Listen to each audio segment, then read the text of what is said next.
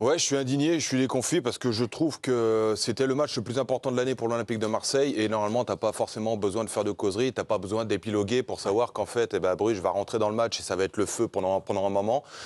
Et ils sont arrivés en tongs. Je trouve ça dramatique. On peut me parler de deux Zerbi tant qu'on veut, mais je pense que c'est une question d'attitude. Et le coach, tu peux mettre qui tu veux sur le banc. Quand tu as une attitude pareille pendant les 15 premières minutes où tu te fais rentrer dans la gueule sans absolument rien calculer, sans être orgueilleux, sans avoir de rigueur, le premier but est cataclysmique. L'attitude de Balerdi qui se fait aspirer avec Aguerd. J'en veux même pas à Péchao qui est trop rentré parce que c'est pas forcément son poste, mais Balerdi se dédouane constamment sur les deux buts. Sur le deuxième, son comportement, quand le ballon est sur le côté, il commence à mettre des coups. Alors pour mettre des coups aux attaquants, quand le ballon est à 50 mètres, il est très fort. Par contre, sur le centre, il est tout seul au marquage. À la fin, au toucher de ballon, l'attaquant est à 5 mètres de Balerdi. Comment, dans un match comme ça, aussi important pour le club, tu peux avoir un comportement pareil? Kondogbia sur le côté, la même chose. J'arrive pas à comprendre et je trouve ça assez honteux. Je pense que les supporters doivent être en feu de regarder ça parce que pour moi, ils perdent pas la qualif sur cette tête de Troubine.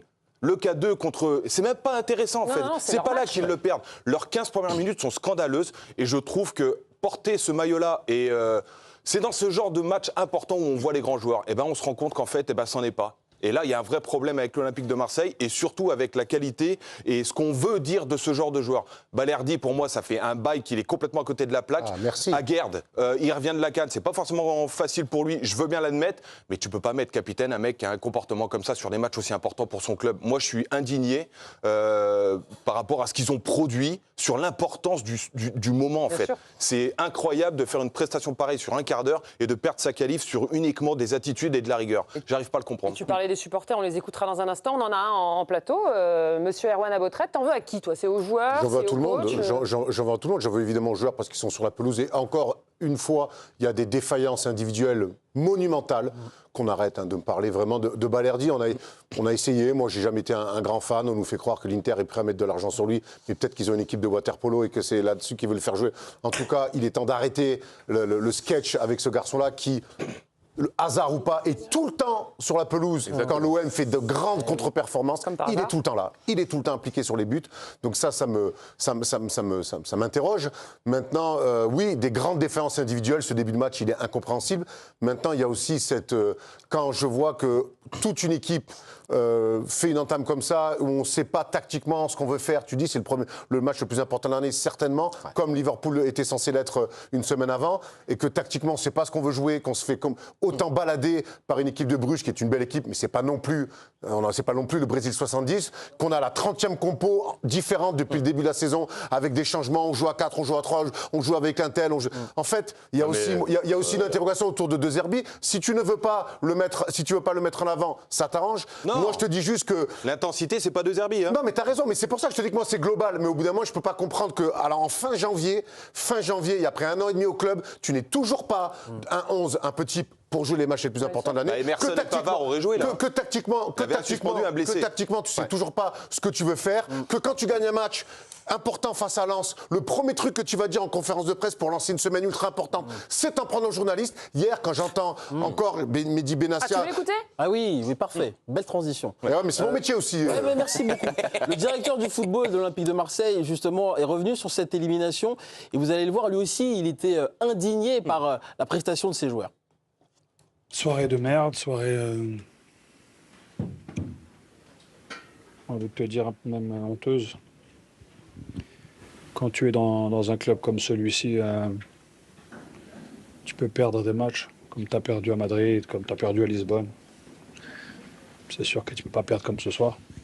En tant que directeur du football, la seule chose qu'il faut faire, c'est demander pardon, déjà, pour commencer, demander pardon aux supporters, demander pardon aux gens qui font des sacrifices pour ce club.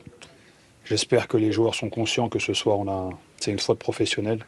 Quand tu es en train de jouer une finale comme ça, importante pour l'histoire du club, pour la continuité, et que tu fais rien du tout, et que tu as des joueurs qui ne sont même pas rendus compte de l'événement, qui sont en train de marcher, moi, ça, c'est des choses que je ne peux pas accepter. Yo-Yo, c'est extrêmement fort ce qu'on vient d'écouter de la part du directeur du football de l'OM. On sent qu'il en a gros sur la patate. Pour toi, est-ce que la saison, elle est déjà ratée, là, la saison de l'OM? Ah, c'est un désastre atomique. Moi, je vis vraiment depuis hier soir, j'ai pas peur du mot, évidemment dans le domaine de la sphère, de la passion, moi je vis un drame intime et sentimental. Parce que je vous explique, jusqu'à 21h hier soir, j'aimais passionnément cet Olympique de Marseille-là, merveilleusement imparfait, avec des déroutes parfois, mais il y avait de la vie, le match à Lyon-Saint-Gilloise. Moi, je suis un deuxerbien depuis le début. Ah bah là. J'aime cet homme, j'aime ce coach. Jusqu'à 21h. En plus, j'ai la chance pourquoi Je t'explique. En plus, j'ai la chance Pourquoi de tu commenter le l'aimes? match. Qu'est-ce qu'il a fait pour que tu l'aimes Parce autant qu'il vit le football comme autre chose que du sport. C'est la vie, c'est aller sur les barricades, c'est un truc même de Comment quand gauche tu ou me de dis que droite. t'aimes De Zerbi et que tu me dis avant l'émission je t'aime Erwan, en fait du coup je sais pas comment tu vas prendre. Parce que si t'aimes De Zerbi que tu m'aimes autant, honnêtement moi je ne m'aime pas. Alors, qu'est-ce qui a changé alors? Et le match arrive à 21h, donc on commande ça. On a une soirée gigantesque à vivre d'émotions. Et ce qui est fou, je vous assure, j'ai commenté le match, on a vu que Bruges. L'Europe entière et le monde entier sait que Bruges, sur un grand soir comme ça, il y a quelques semaines, Bruges a fait 3-3 contre Barcelone, un miracle absolu que Barcelone s'en est sorti. On a commenté en début de saison, Bruges, Monaco, pareil, 2-0 au bout de quelques minutes. Et hier soir, j'ai trouvé ça, mais c'est vraiment, je vous assure, mon cœur là, vraiment, il saigne. T'as cet Olympique de Marseille que j'aime, des joueurs là que j'aime depuis le début de la saison, même dans leur faille, dans leur fêlure, il n'y a rien. Mais bordel, tu joues à Marseille, tu joues à l'Olympique de Marseille, il y a un trophée en 93, il y a 91, il y a des joueurs extraordinaires, il y a le ballon d'or Papin, il y a des trucs extraordinaires, il n'y a rien hier. On n'a même rien à raconter, on n'a rien à dire, c'est un néant, c'est un gouffre. Mais et tu sais très bien, je déteste tailler les joueurs, j'ai un respect infini pour les sportifs, je déteste les gagnants, je préfère les perdants, mais il faut qu'il y ait de la gloire. Mais il n'y a rien hier, il n'y a pas de révolte. Il n'y a rien. Franchement, je te dis, j'ai quasiment les larmes aux yeux parce que, et en plus, moi je ne vis pas à Marseille, mais t'imagines les supporters qui eux, qui comptent l'argent pour avoir l'abonnement. Mais en fait, ça me rend, et ça me touche vraiment, je crois que même je vais pleurer parce qu'on vit un truc de fou où il n'y a même plus de respect. Mais tu te rends compte, les joueurs qui sont sur le terrain, ils se disent pas 1-0, on va se réveiller. Et là, ce qui était terrible en tribune, tu voyais Longoria, il y a eu au moins 10 plans sur Longoria et Benassia, ils étaient comme ça, avec leur portable là. C'est-à-dire que t'es l'Olympique de Marseille, t'es quand même un grand club, t'as la chance d'avoir Marc Courte qui chaque année, il T'es sûr remet que c'est au pot. encore un grand club, l'Olympique de Marseille ? Et là, ils sont là, c'est-à-dire qu'on dépendait, ils se rendent compte, ça dépendait de Pafos, ça dépendait de Bilbao, ça dépendait du Sporting, ils étaient là. C'est-à-dire que Benassia et Longoria, ils ont même pas vu une seconde du match, ils étaient toujours à regarder ce qu'ils allaient passer sur l'équipe.fr. Quand tu regardes les 15 premières minutes, t'es obligé de regarder le téléphone quand même. Et on sait, ouais, mais c'est-à-dire qu'en fait, ce qui est fou, c'est que, et c'est la meilleure chose au monde, en fait, c'est qu'à la 98e, il y a eu ce but incroyable. Et moi, je vais revenir à De Zerbi, de toute façon, je l'aimerais toute ma vie. De Zerbi, même maintenant. Et s'il pense vraiment, s'il met ses actes en fonction de sa philosophie, pour moi, aujourd'hui, cet après-midi ou ce soir, il remet sa démission. Parce que pour moi, il ne peut pas être crédible. Il peut pas, vu ce qu'il est, il est différent des autres. Je te le promets qu'il est différent des autres. Mais j'espère qu'il va le prouver maintenant, parce que lui, il vit le football. Ouais. J'adore le mot barricade, où c'est un truc d'être même de gauche ou de droite. Bah, tu rends ta démission parce que tu n'es plus crédible. Depuis qu'il est là, ça fait 1 an et demi qu'il est là. Qu'est-ce qu'on a vu dans le jeu ?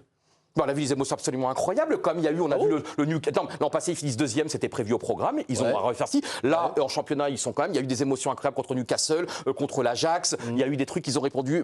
Mais là, hier jusqu'à 21h, comme on y croyait. Mais là, hier, dans le jeu, il n'y a pas de jeu, il n'y a pas de mental, il n'y a pas de trip, il n'y a pas de couilles, il n'y a rien, il n'y a pas d'âme. Non, mais c'est-à-dire qu'il y a un moment donné, il n'y a rien. Il n'y a ni tactique, ni technique. Mais je suis d'accord avec toi. Là, tu peux avoir zéro regret parce que tu as subi complètement tout, ça, en fait. Il y a zéro regret. Donc, en fait, tu te dis, on est nul. On est nul. Le premier réflexe d'un supporter, c'est de se dire, on est à la rue, en fait, on n'a rien à faire là à ce moment. Alors, les supporters, est-ce que c'est un supplice de supporter l'OM en Coupe d'Europe cette saison? C'était une question de Juju Ayane ce matin quand on s'est concerté. On en a quelques-uns à vous proposer. C'est la grimace ce matin, écoutez-les. Des enfants, en fait, des bébés. Je dirais qu'on avait joué avec Baz, Bakola et Madi. Moi, je m'attendais pas à mieux venant de l'OM. Si tu veux, quand tu prends 3-0 contre Bruges, tu peux pas parler de malchance derrière. Je sais pas si je suis en colère, peiné, dégoûté, dans l'incompréhension, parce que l'entraîneur, on l'adore, et les joueurs aussi en plus. En plus, je comprends pas où est le problème. Franchement, j'attends de voir la suite, quoi. Là, ça ressemble à rien. Au milieu, tu as des mecs d'expérience, en théorie. Au final, on peut critiquer O'Reilly, Vermeeren, peut-être qu'ils auraient fait mieux. Le seul mec qui rend fier dans cette équipe, c'est Weah, et c'est un ancien Parisien. On casse beaucoup de sucre sur le dos de Zerbi et des dirigeants aujourd'hui. Enfin, moi, hier, c'est plus l'équipe et les joueurs qui je peux reprocher de ne pas s'être donné à fond. J'espère qu'il n'y aura pas de retombées trop fracassante comme on en a l'habitude, qu'on va rester en rang serré malgré ce couac majuscule. Erwan, j'imagine que tu es d'accord avec tout ce qu'on vient d'entendre. C'est un supplice vraiment de supporter cette équipe en Coupe d'Europe surtout. Bon, la saison elle est compliquée. C'était très bien de retrouver la Ligue des Champions. Et finalement, tu prends des valises, tu prends des buts. Quand tu gagnes, je pense que le match à l'Union Saint-Gilloise, c'est un miracle. Même dans la victoire, c'est un calvaire, la fin de match, la gestion de l'avance, où tu continues à jouer comme si tu étais mené 1-0. Non, cette année de Ligue des Champions, ce retour en Ligue des Champions, il est raté. Maintenant, on n'est que fin janvier. L'OM est toujours dans les 3 premiers du... Tu penses qu'ils vont se relever de ça ? Moi, j'espère. Il reste du temps. Il y a une Coupe de France à aller chercher. Pour moi, tu sais, l'OM, Marseille, aujourd'hui, c'est très noir. Tu gagnes la Coupe de France, tout le monde sera content et tout le monde célébrera. Donc, au bout d'un moment, il y a des... c'est fini. Ah, c'est fini. En fait, il y a encore des choses à aller chercher.